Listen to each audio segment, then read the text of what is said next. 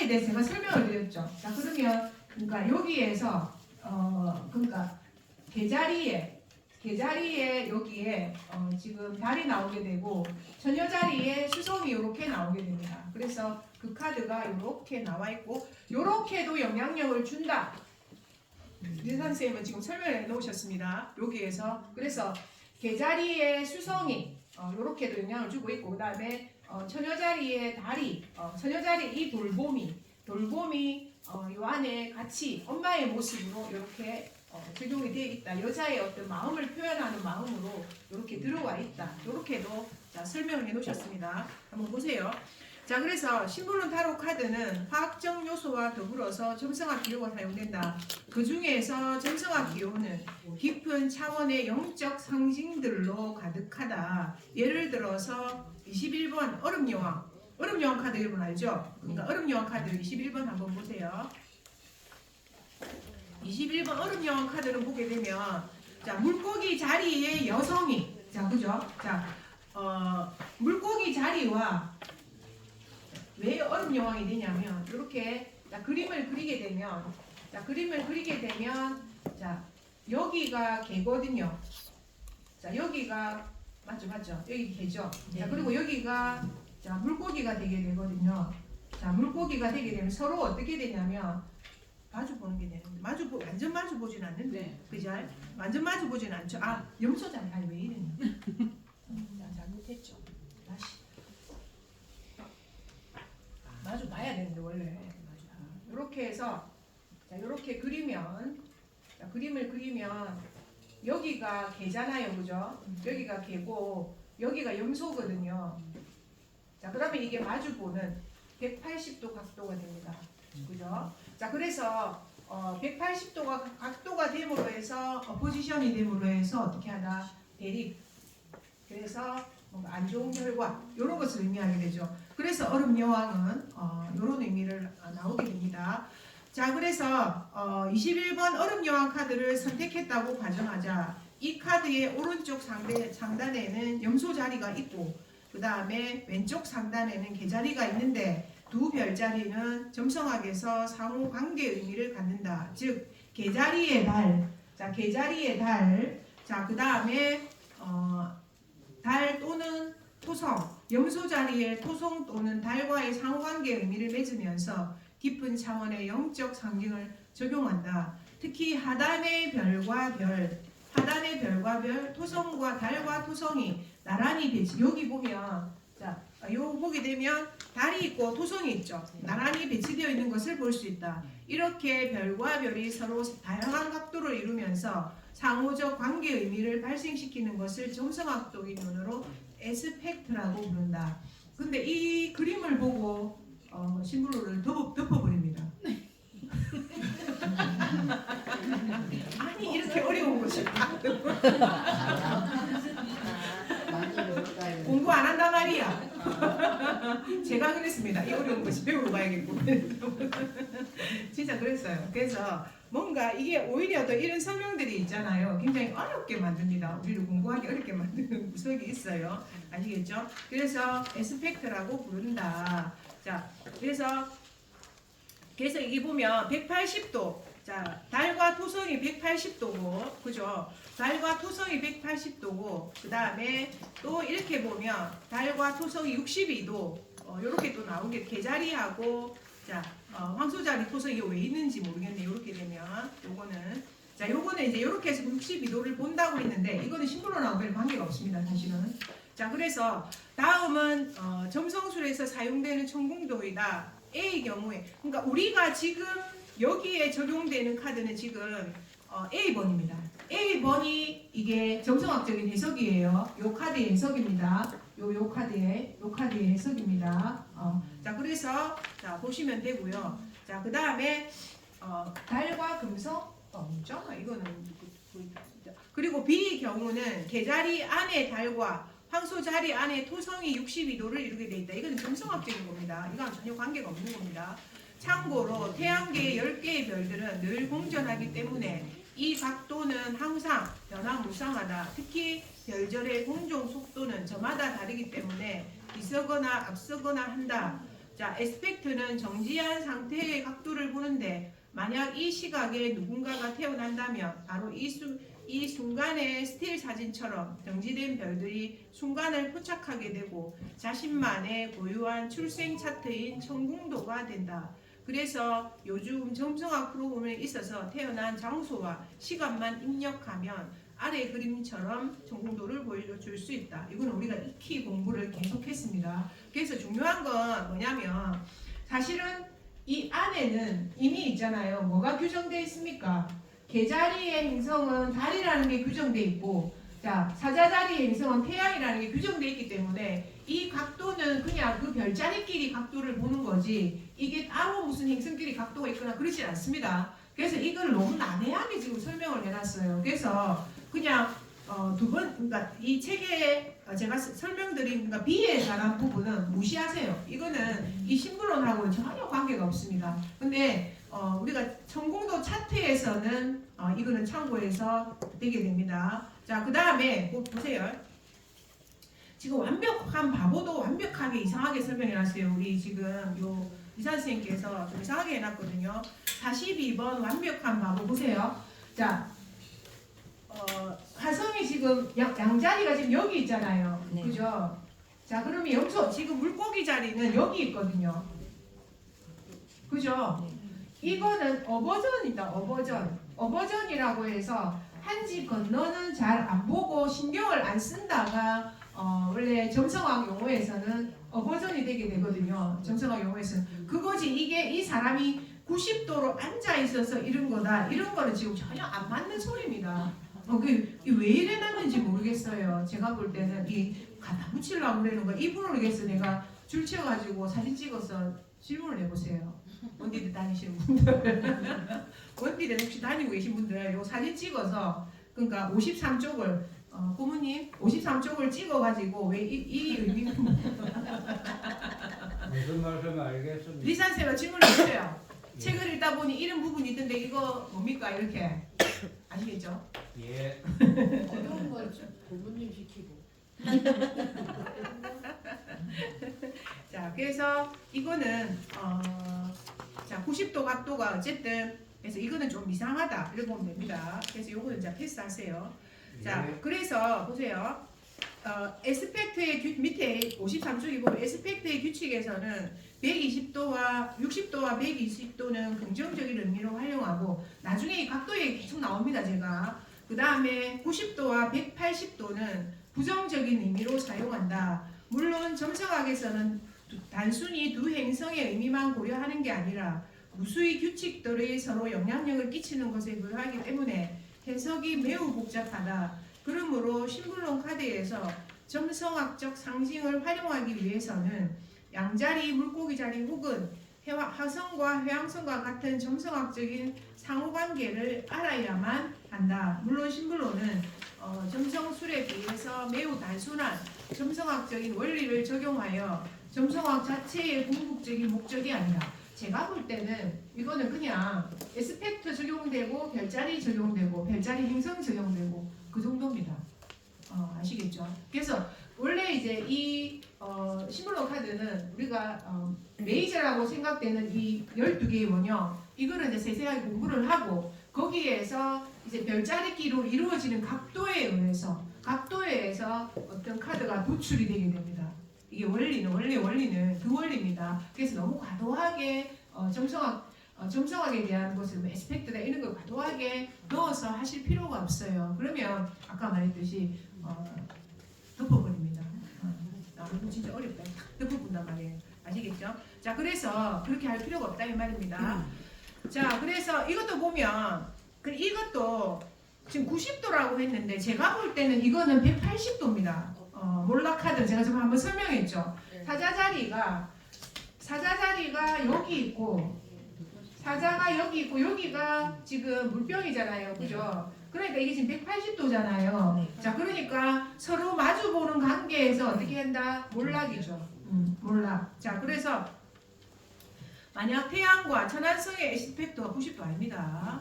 일때 이거 잘못됐어요. 180도라 적으세요, 쌤들. 이거 진짜 사진 찍어서 보내야 됩니다. 이거는. 자, 그래서 180도일 때 180도라 적으세요. 여기 54 위에 180도라 적으세요. 180도일 때 점성학적인 의미를 알고 싶다면 32번 몰라 카드를 찾는다. 카드 하단에 태양과 천왕성이 그려져 있다. 그리고 왕을 빨보며 모욕하는 개자가 그려져 있고 이 카드의 의미를 공중반란, 측근의 배신, 타도, 정복, 불충 등으로 추측해 볼 수 있다. 그렇죠? 네 얼굴 네가 봐라 이런 거죠. 그렇게 볼 수 있죠.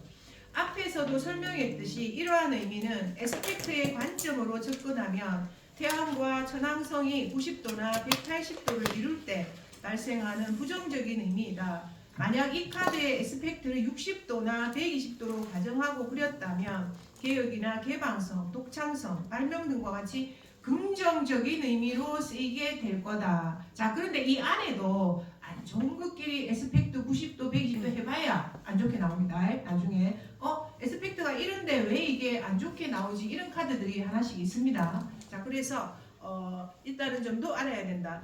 하지만 심블록 카드는 점성학 단면을 이용할 뿐 점성학 자체는 아니다. 자, 그래서 완전한 점성학은 아니지만 별자리와 행성 그리고 거기에 따른 어떤 각도에 따라서 심블록은 이루어져 있다. 이렇게 딱 정리하면 아시겠죠? 자,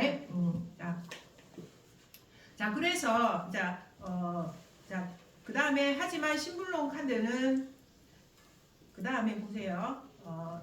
보면 좀 더 넓은 점성학 관점으로 보고 그림을 초월하여 내담자의 질문과 피드백에 따라서 부정과 긍정을 아우르는 답을 사용할 수 있다. 바로 이 부분이 점성술에서 천공도로 각도를 계산하여 고정된 답을 주는 것과 다른 심블론 카드만의 직관의 영역이다.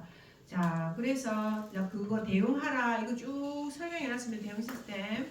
자, 요거 보면 하지만 현대 심리 점성학은 고전 점성학과 엄연히 구별된다. 18세기 이후에 발견된 천해명, 여기는 천해명을 집어넣습니다. 천해명을 집어넣었다는 자체가 현대의 어떤 점성학을 근거로 하고 있다. 이렇게 딱 생각하면 됩니다. 자, 그래서 뭡니까?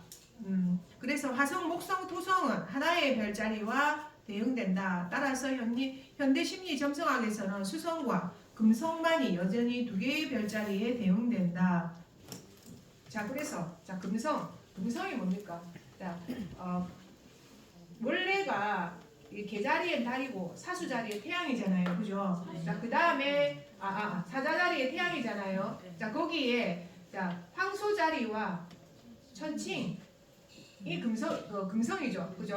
자, 금성이 되게 되고 그 다음에 또 뭡니까? 쌍둥이 자리의 수성과 처녀 자리의 수성. 요게 행성이 두 개만 된다. 현대 심리 점성학에서는 그거 기억하시면 됩니다.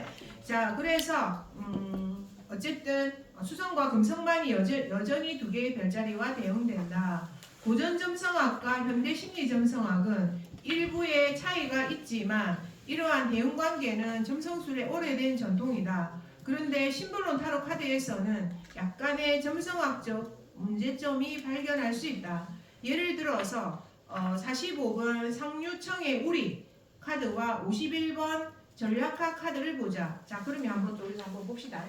자, 그렇게 했을 때, 그러면 황소 자리 여기 있죠, 그죠?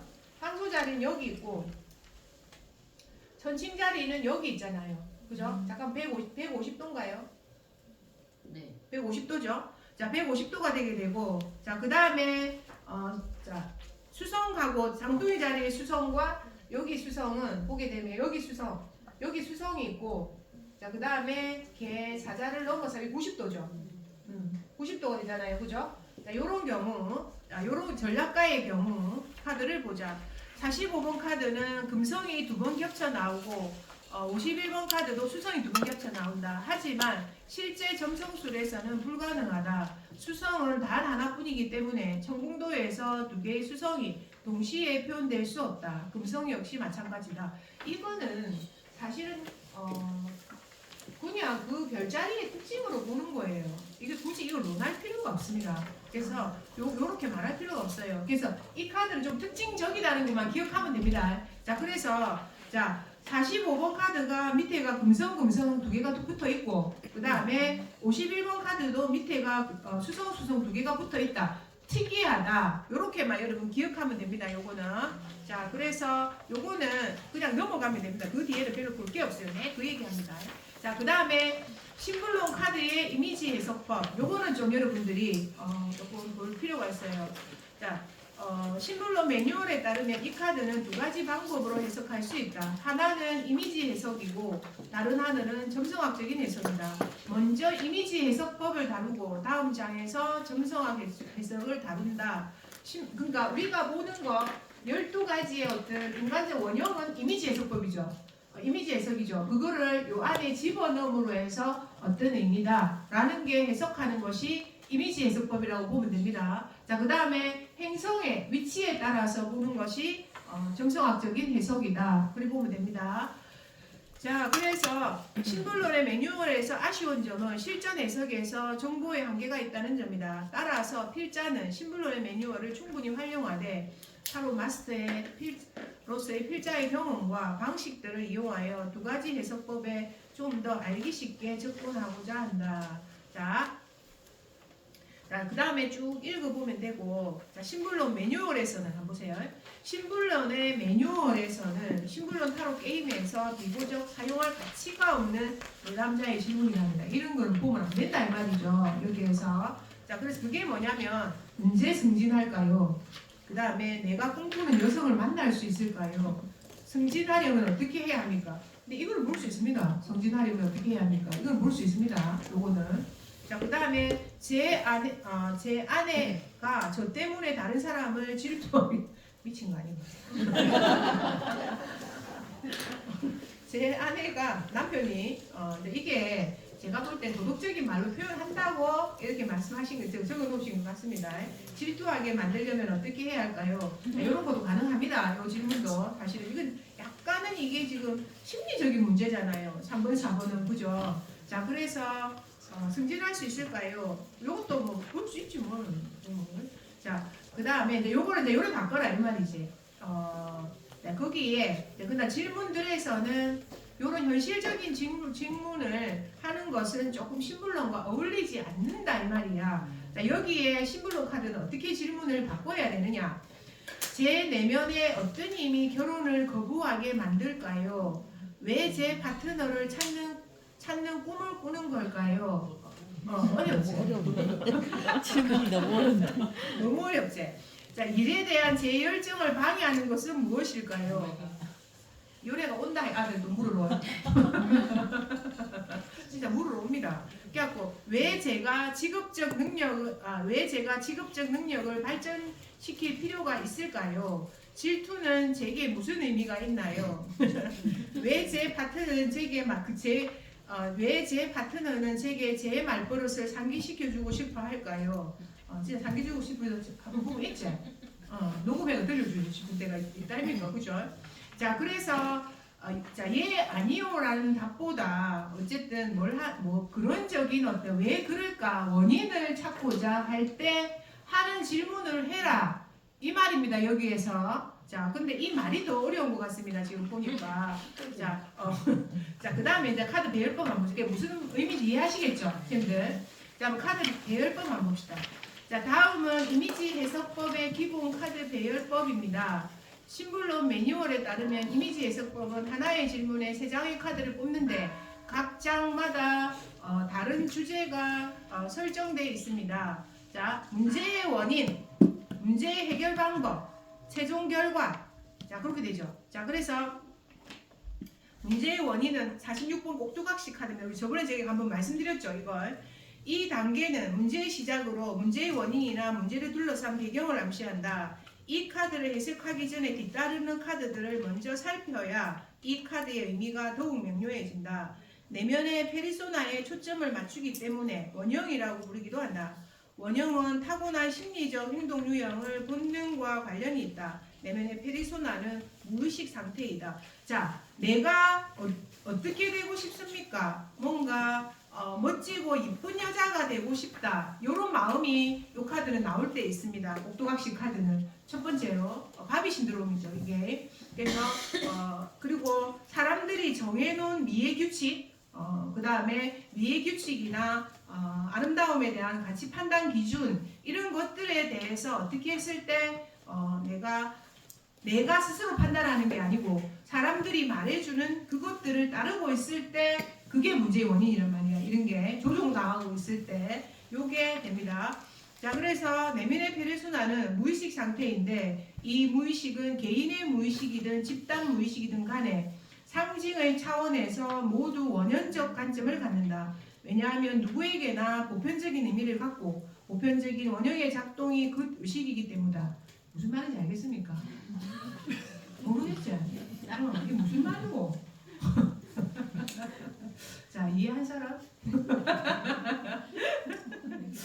아이고네. 자, 정말로 어렵습니다. 자, 그래서 무슨 말인지 모르기 때문에 넘어가야 될 것 같습니다. 자, 이 세 장의 카드를 상징 관점에서 보지 않고 역할 관점에서 본다면 첫 번째 카드는 문제의 시작인데 내담자의 문제는 내면의 페르소나나 열등의식입니다. 이는 무의식 차원이나 기억을 동원해야 할 수 있습니다. 그렇지. 문제의 원인에서 이 카드가 왜 등장하는가? 그죠? 이 카드가 왜 나왔지? 문제의 원인에서 내 마음에 어떤 게 있고 내가 어떤 과거의 경험을 가지고 있고 내가 이 원인에서 파생되어 나오는 내 마음 상태나 나의 어떤 습관이나 이런 것들이 안에 등장하게 되죠. 문제의 원인에서. 자, 그래서 이게 어찌 보면 내 마음 안에 내가 모르는 내 마음 안에 여러 것들이 있을 수 있습니다. 문제의 원인이. 자, 그래서 첫 번째 카드는 열등의식이다. 이는 무의식 차원이거나 기억을 동원해야 할 수 있다. 따라서 이 첫 번째 카드의 이미지는 내담자가 자신의 문제를 아직 모르고 있다는 걸 가정한다. 그래서 어쩌면은 내가 문제의 원인이 나왔을 때 우리가 척 보면 어떨 때 느낌이 옵니다. 오늘 그런 것도 이게 문제의 원인이구나. 내가 오늘 뽑았는데 양이 딱 나왔어. 오늘 내가 너무 저돌적으로 나가고 있구나. 내가 남을 무시하고 내 멋대로 추진할 수도 있겠구나. 내가 너무 빠르게 뭘 하고 갈라 하는 마음이 있구나. 내 마음 안에 불이 들어있구나. 이런 거를 문제의 원인이 딱 들어오면 우리가 인식을 한단 말이야. 내가 일지를 이렇게 딱 쓰면 알아요. 이제부터 쓰게 되면. 자, 그래서 그런 거를 내가 인식하게 됩니다. 자, 그래서 첫 번째 카드의 이미지는 내담자가 자신의 문제를 아직 모르고 있다는 것을 가정하기 때문에 무의식 차원에서 원형에 해당된다. 하지만 두 번째 카드는 첫 번째 카드의 무의식 문제를 명확하게 드러낼 것을 전제로 상담자가 내담자에게 조언해 주는 카드다. 니는 이렇게 행동해라. 오늘 만약에 저게 해결 방법으로 나오게 되면 오늘 네 불처럼 한번 네 뜻대로 한번 다 떼봐봐. 이게 그러니까 밀고 나가봐라. 불도저처럼 해봐라. 그리고 멈추지 말고 머뭇거리지 말고 네 소신대로 한번 열심히 해봐라. 이렇게 되는 거죠. 해결 방안이 저게 나왔으므로. 그죠? 자, 그래서 내 남자에게 조언해주는 카드다 이 말이야. 두 번째 카드는. 자, 그래서 조언을 하는 카드이다. 내 상담자의 조언을 따르면 내 남자가 문제를 해결된다는 차원이니 알고 있다는 것을 전제한다. 마지막 카드 역시 미래가 그렇다 된다고 말하는 관점이기 때문에 역시 알고 있다는 관점이다. 총괄하면 상징적 관점에서 세 카드의 원형이 모두 관여한다. 하지만 역할의 관점에서 첫 번째 카드는 문제의 원인, 카드만 원형, 무의식 상황으로 간주하게 된다. 모든 문제의 시발점은 어디 있다? 첫 번째 카드에 있다. 자, 모든 문제, 내가 하는 행동, 내가 하는 생각, 내가 하는 것들이 원인이 되어서 뭐가 일어난다? 결과. 네가 어제 먹은 술이 오늘의 내가 뭐가 되고 꽐라가 된다 이 말이야. 무슨 말인지 알겠지? 네가 어제 먹은 술이 오늘 헬뱅탱하다. 이게 지금 결과잖아. 그러면 조언은 좀 작게 물어. 이게 조언이 되게 된다 이 말이야. 그렇죠? 자, 그래서 언제나 원인은 심볼론 카드에서 원인은 1번에 있다. 자, 2번에 해결 방법이 주어지긴 한데 사람은 해결 방법대로 할 수 있습니까? 없습니까? 없을 수도 있습니다. 자, 그렇기 때문에 어떻게 된다? 결과는 전혀 시정이 안 될 때도 있어요. 아시겠죠? 그래서 사실은 우리가 이제 그날 버려진 내가 오늘 인식하지 못하지만 나의 안에는 내가 그런 게 있어. 자 그러면 거기에서 해결 방안은 이제 그렇게 하라라고 됐잖아. 자 그럼 마지막 결과는 아까 창조에 대한 책임이 나왔죠. 자 그러면 결과는 좋아. 오늘은 그렇고 편안한 날이 되는 거야. 이미 그 지칭을 해놨단 말이야.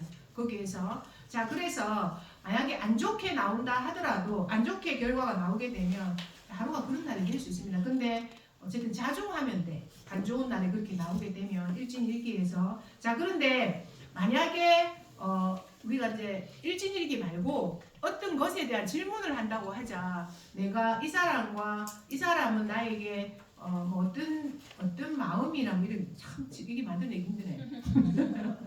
자, 이 사람과 내가 가까워지려면 어떤 마음을 가져야 할까요? 이런 게 나왔다고 하자. 자, 그러면 문제가 나오고 문제 해결 방안이 그럼 문제가 만약에 내가 집착하는 게 있었어.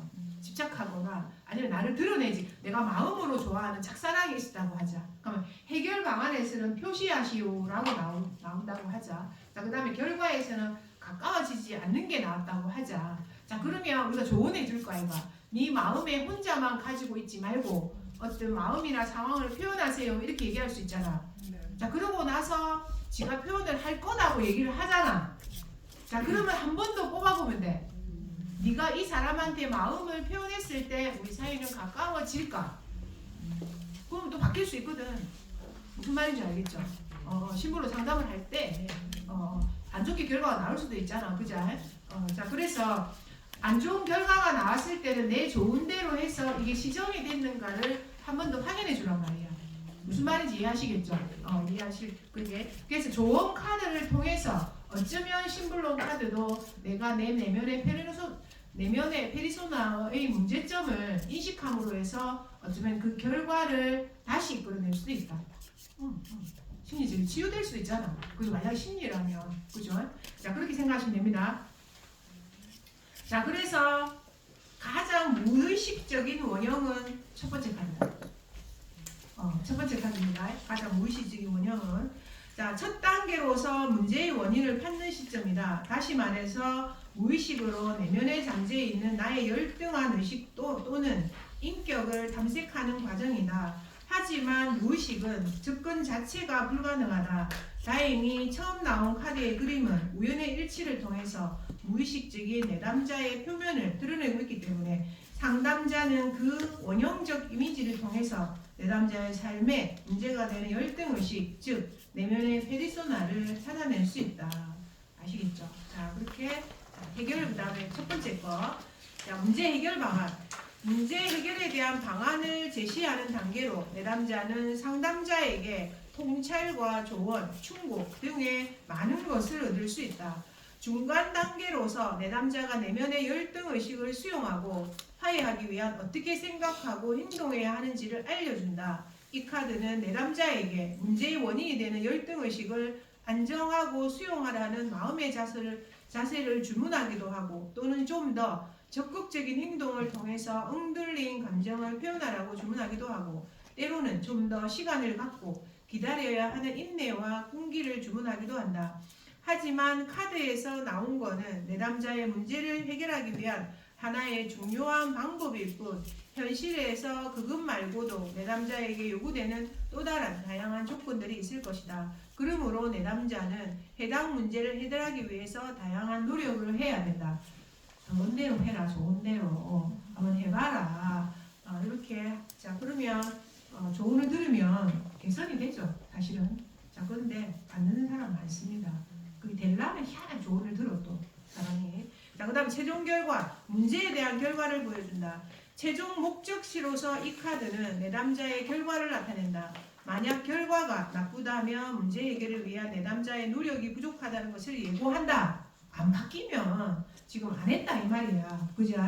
자 그리고 결과가 보통이라면 내담자의 문제는 고전적이고 해소되지 않는 단지 적정한 선에서 타협하고 지나간다는 예고이다. 하지만 두 경우를 실패라고 말할 수는 없다. 왜냐하면 내담자의 노력이 일정 부분 반영되었다는 것을 의미하기 때문이다. 내담자가 신불론 카드를 뽑는 순간 내담자는 이미 자기 내면에 자리 잡은 문제를 열등 의식을 인식하기 시작했기 때문이다. 이거의 문제는 어디서 연유되어 오는가가 1번에 있단 말이야. 1번에.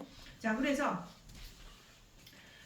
다시 말해서 그 다음에 신불론 카드의 기획자는 이 카드를 펼쳤다면 문제의 원인을 인지하고 그 원인을 두려워하면서 나는 안 돼. 나는 원래 이렇게 생겼었어. 같은 패배감에 멈추지 말기를 바란다. 예를 들어서 물속에 조심스럽게 발가락을 담그기만 했는데 물이 두려워 회피하기보다는 수영을 배워보라는 노력을 통해서 물을 극복하라는 것이다. 결론적으로 말하면 두려워서 시작 자체를 하지 않는다면 부분적인 성공은 얻지 못할 것이다. 반대로 시작을 했다면 비록 정성 등반에 실패하더라도 정상을 향해서 나아가야 한다. 비록 중도에서 실패한다 해도 포기하지 않으면 실패는 성공의 한 과정인 뿐이라고 신불론 기획자는 주장한다. 자, 우리의 뭘 인식해야 된다? 그거를 인식해야 된다. 뭔가 내 어디서 나오는 원인인가를 인식한다. 아시겠죠? 자, 그렇게 해서 신불론 카드를 하면 되는데 지금 63쪽에서 76쪽은 하지 않겠습니다. 이거는 점성학적 해석법이 들어가기 때문에 나중에 여러분들이 이거를 이제 다 하고 나서 신불론 이미지와 활용을 다 하고 나서 이거 부분을 공부하도록 하겠습니다. 그렇게 하고 다음 시간부터는 정말로 이제 신불론 카드에 공부에 대망의 신불론 카드에 들어가도록 하겠습니다. 여기까지만 볼까요? 78쪽에. 자, 이미지 해석법을 진행하는 방법은 다음과 같다. 자, 첫 번째 질문을 받는다. 스프레드를 하고, 안 읽어도 되겠네. 자, 그 다음에 자, 각각의 카드는 어떤 위치에 놓이는가에 따라서 해석이 달라지는데 이제부터 이것도 해야 되네요. 근데 제가 설명을 워낙 많이 해왔잖아요. 여기서. 자, 이제부터 신불론 카드의 78장의 위치별 기본 해석을 하나하나 자세하게 소개한다. 물론 이 해석은 질문자의 상황과 피드백에 따라서 얼마든지 달라질 수 있다. 키워드의 요약이라는 기본 키워드는 카드 해석을 위한 보편적인 개념으로 일관성을 지녀야 하며 이 보편적 의미를 중심으로 좀 더 세밀하고 파생적인 해석을 해서 나아가야 한다. 상황과 때에 맞는 다양한 관점과 훌륭한 해석을 하기 위해서는 필자의 해석 이면에 숨어있는 의미와 글 사이에 숨어있는 행간의 의미, 그림을 보는 관찰력, 그리고 상황 상당 경험에서 파악하는 직관적인 의미를 종합해야 된다. 자, 이 말은 공부를 열심히 한 다음에 열심히 한다. 나만의 키워드를 추출하고 상담에서 열심히 쓰면 된다. 이 말입니다. 아시겠죠? 자, 그래서 이제 다음 주부터 이 신불론 공부를 할 건데 시중에 나온 신불론 카드는 신불론 타로 카드 있잖아요. 다 이 관점에서 떠나지 않습니다. 그래서 굳이 다른 신불론 카드 막 사볼 필요가 없습니다. 다 뭐냐면 문제 원인, 문제 해결 방법, 재능 결과 이게 해석해놓은 그대로를 가져와서 쓰고 자기 생각들을 붙여놓은 책들입니다. 전부 다. 자, 그래서 그냥 요 책에 쌤들 집중해서 공부하시고 그 다음에 제가 공부할 때 그것이 드리는 키워드들 있잖아요. 이거 위주로 해서 더 이상의 책을 잘 사보셔도 됩니다. 그리고 이제 일진일기는 오늘 시작했기 때문에 오늘 집에 가서 올리고 싶은데 올려도 되고 올려도 되고 내일부터 시작하셔도 됩니다.